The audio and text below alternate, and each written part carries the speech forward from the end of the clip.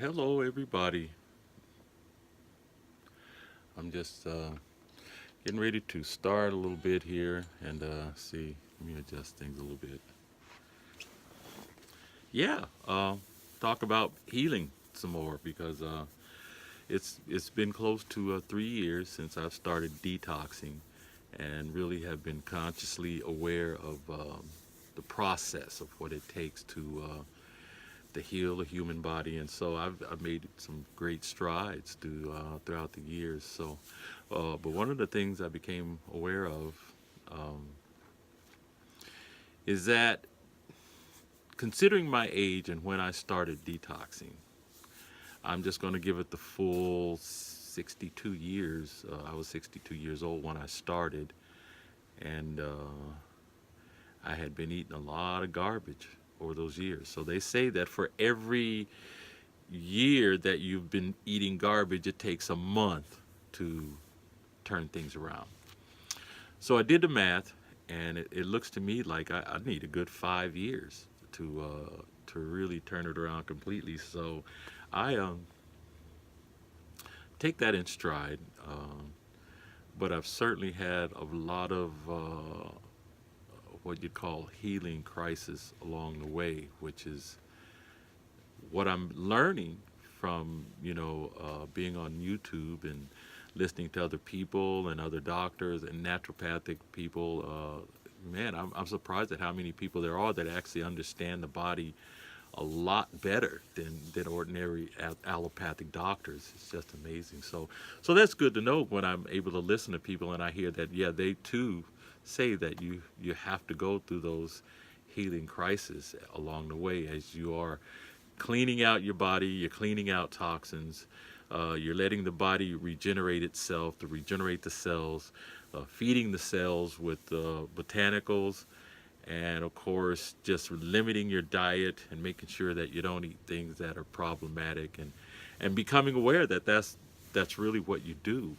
Uh, you don't compromise if you really want optimum health, and so it's a learning experience. I'm learning a lot, but to know that there really is no such thing as disease. Another term, a new term that came up. I mean, one of the first terms I had heard, they called it toxemia. Um, Dr. J.H. Tilden calls it toxemia. Dr. Sebi said there was one disease and it was of the mucus. I've heard another term, they call it acidosis. But it's all just one condition of the body.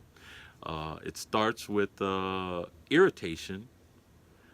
Irritation turns to inflammation, and ultimately it leads to cancer if it's allowed to continue. So it's not a disease that comes out of nowhere, but it takes a conscious effort to purge the lymphatic system and all the other systems, and purge and get rid of toxins and waste products out of your body is the process. That is the only process. That is the only way it can be achieved. So that's what I've undertaken by a complete change in diet and lifestyle. Uh, and I even plan to incorporate different methods. I've taken herbs from a couple of different companies, Dr. Sebi's herbs being the first uh, herbs that I used, and I appreciate those in a way they're made, and that seemed to be a very honest product, and they did work very well, because using those products, I was able to lose 100 pounds in a period of 90 days, which is, you know, to me is pretty miraculous. I never considered what speed you should be losing weight at, because I wasn't even thinking about losing weight when I started using them. But that's what happened.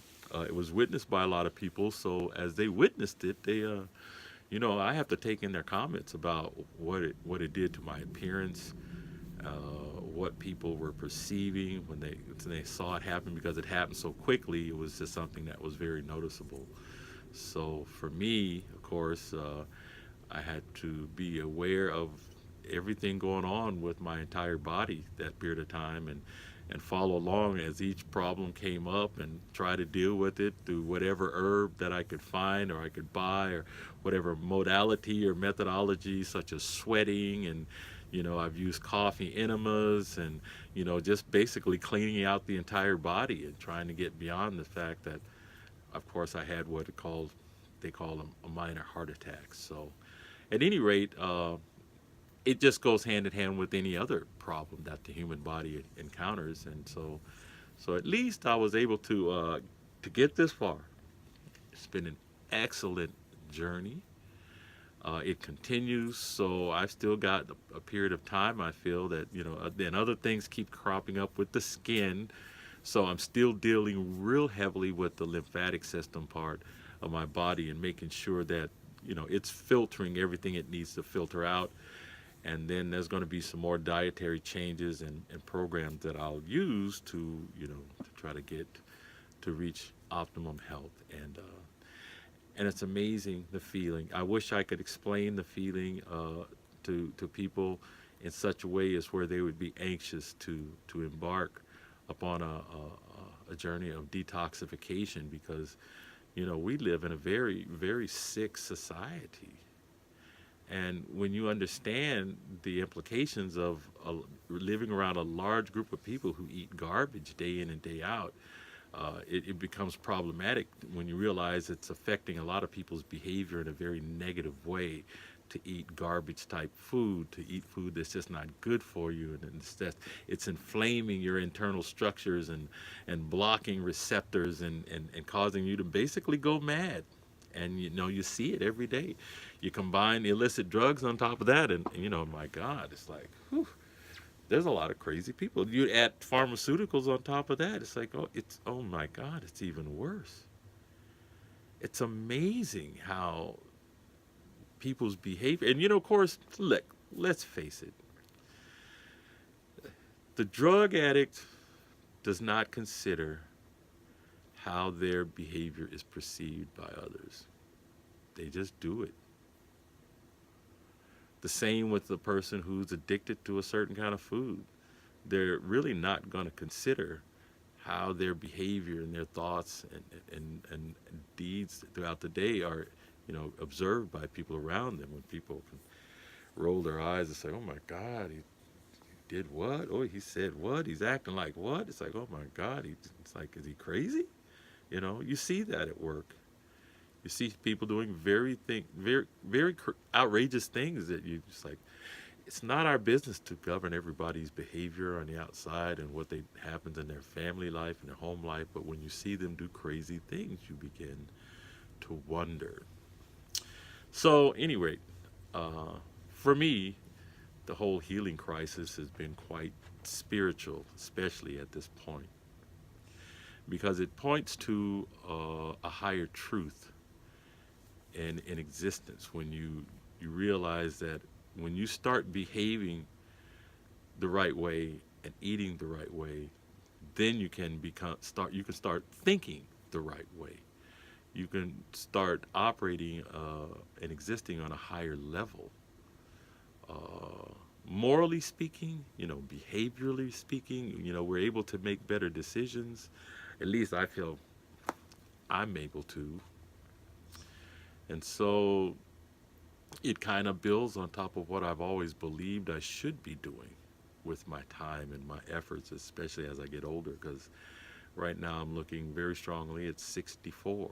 And I can honestly say at 64, I feel and I'm certainly sure that I behave much, much better than I did many years ago.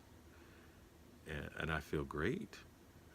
And I'm so glad that my body has been forgiving enough to allow me to bring it back to a state of health and conscious awareness, so that no other sicknesses will take place to a point where I feel compelled to go see a doctor. I'm not really compelled to go visit them at this point, unless it's an emergency situation. If I need a test or something of that sort, do I ever go that route? And even then, I keep doctors at arm's length. Will not engage with someone who doesn't have a better understanding of detoxification and the whole process that it involves, and the problems that come up with that sort of thing. Because if they don't understand it, they can't do anything about it. They can't help me. Certainly, pharmaceuticals are not going to help. They've never helped. Um, and so I'm still sad when I see people dying of cancer, and I realize that they really could have done something different, and they could have lived a lot healthier, if nothing else, rather than deteriorate while somebody's irradiating you with deadly, toxic poisons. It's so sad to see. I'm very sad to see that sort of thing, especially when you see two innocent children lose a parent with a condition that been has been alleviated by so many people today. So many people have basically cured cancer. I mean, all types of cancer, because it's just cleaning the body out. That's it. You clean it out. You detox it. Everybody must detox to cure these issues with the body. I mean, it's just, there's no compromise in that. There's no, nothing else will work. At least I don't believe so. So at that point, anyway, I wanted to talk a little bit more about health, because my journey is still continuing. As I continue on in my healing, it's amazing that this period of time, we're embarking upon a new era in time that I had never thought about, but now I'm kind of forced to take a very strong look at it, and it amounts to 400 years of the captivity of African Americans in America. We're reaching a biblical prophecy in that regard, which is kind of amazing.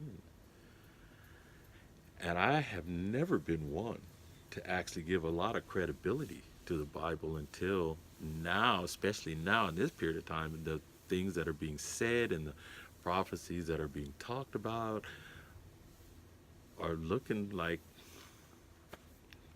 it kind of says it all when you start reading. Well, Deuteronomy is where a lot of this comes out, Deuteronomy 28, and there's some wild stuff in Deuteronomy.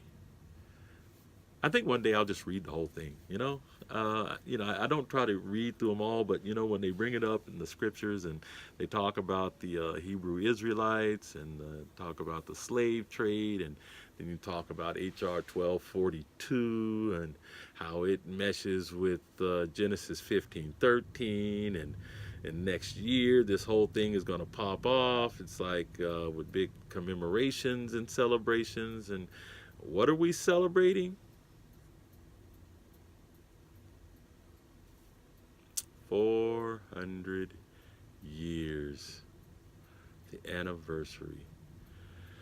So I hope that as we get closer to 2019, I'm hoping that a lot of black people will all of a sudden be shaken, awake. And I hope it all resonates through their Bibles, through their churches, through their organizations, through their minds, through their awareness. And I hope there's a spark that runs like lightning through the black community around the world. And I will pray on this. I'm not much of a praying kind of person, but I will pray on this and pour libations that this takes place, because it's already taking place in certain countries and ceremonies, but I'll do my own personal ceremony here. And I will say prayer and pour libations to the reunification of the African people and the uplifting of the African race. And we have to take the boot off our neck, this boot of white supremacy and colonization. It must come to an end. And that is up to us. And as we continue, and as I continue to fight for my health, remember, health is wealth. Because without health, you have pretty much nothing. But with your health, you have everything that you will ever need while existing in this world today. At least that's how I see it. And so it's real important that we all take time, and as we get closer, my birthday's coming up. Maybe I'll do not anything else. I will do my birthday video and post that, and I'd like to say thanks to all the people who continue to subscribe. If you care to listen, I hope I'm not too boring. Hope I say something that excites somebody or enlightens someone, because there's a lot of information that I can pass on to help you think. We got to think these things through. We got to think our health through. We got to think about really what we want out of life and what power we want to have in life. And the power is within you. It absolutely is. When you get control of your addictions and you control what goes in your mouth, I mean, that is by far the greatest power you can ever exhibit, you know, just that much. And it builds within itself a certain amount of confidence. Confidence that we can do this. We can live this life with a type of mental freedom that we want without someone trying to manipulate us into being something that we're not. So, to me, that's been a lifelong struggle because it's never, for some reason, for me, it's never made sense in the beginning as a young child. So, growing up in Wichita was very uneventful, but we never considered a lot of things until I grew up and I looked back at our life. And for the most part, we were pretty sheltered, but then realities hit you as you move out of your hometown and you move to different states and the different cities and you get settled and you realize some places are easier to live than others. And then you start to travel around the world and you start to see that maybe other people in the world live different ways too. So it's nice to consider all those things. But it's all a healing journey. It all comes together with health, with the health of one's and awareness of what's going on in the world. And as we live, we hope that we can leave here. And as we get closer to leaving, we can leave it better than what we found it before. We can leave it in better shape than what we did before. We can leave something for the people that we love that they can carry with them and they can grow and continue to flourish and to not be continually bombarded and attacked and manipulated by outside forces that are not there for our best interests. So we can build great civilizations. We're still building them today. We always have. The black man always has. He's built so much. I'm proud of the black people, regardless of what we've been through. I'm proud of the Hebrew Israelites, the Hamites, everybody, the Moors, all of the learnings and all of the advancements that they taught the world. And even though it was turned against us, and guess what? We got to learn how to turn everything back around. We've done it before. It only takes 400 years for that awakening to begin again. So it's coming. We're all on a healing journey. It's a healing journey for all of us. Back to health, back to the greatness, back to the power of being the descendants of Yah, or whatever you want to call him, the Almighty, the Most High. We are all one, and we will continue to exist with the power that we've always had before. Once we awaken, we can and we will arise. Peace.